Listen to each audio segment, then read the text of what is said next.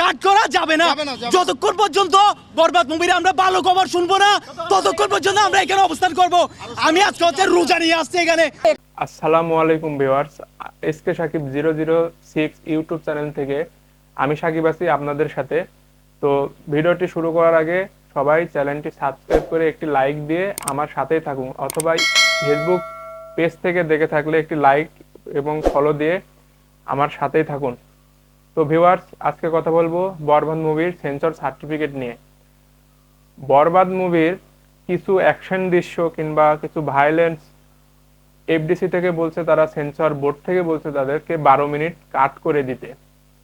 ভাই, একটা ছবির অ্যাকশন দৃশ্যই তো দর্শক দেখতে চায় নাকি? একটা অ্যাকশন দৃশ্য যদি কেটে দেওয়া যায় তো ছবিতে আর কি থাকে?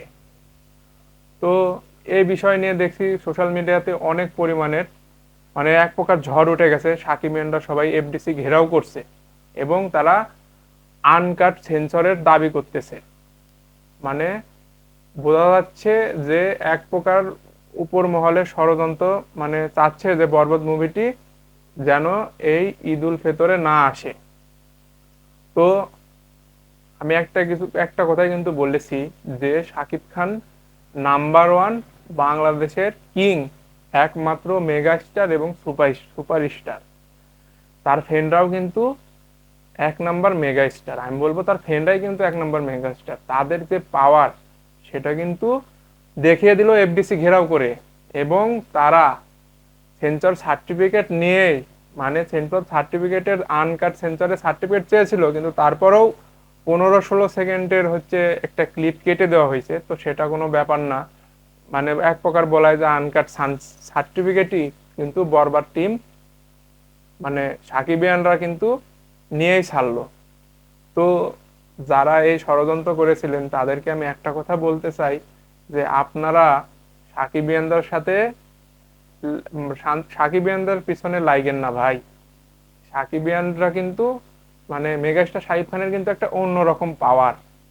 তো একটা কথাই বলবো যে ভাই, একটা সিনেমা যদি বাংলাদেশ ইন্ডাস্ট্রি কিন্তু এমনিতে অনেক লড়ভরে অবস্থা। একজন মেগাস্টার এই শাকিব খানই কিন্তু বাংলা সিনেমাকে টিকিয়ে রেখেছে ভাই, এটা বলতেই হবে। তো আপনারা যদি ভালো ছবি আনেন, ভালো গল্প আনেন, ভালো নায়ক যদি ভালো অভিনয় করে, অবশ্যই আপনাদের মুভি দেখবে, আপনারা পরিচালক আপনাদের মুভিও দেখবে।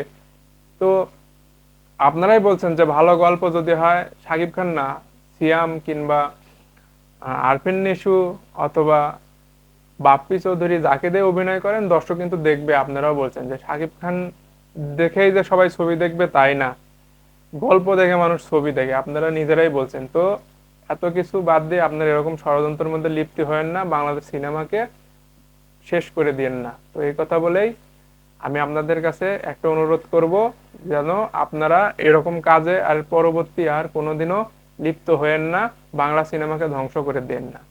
খোদা হাফেজ।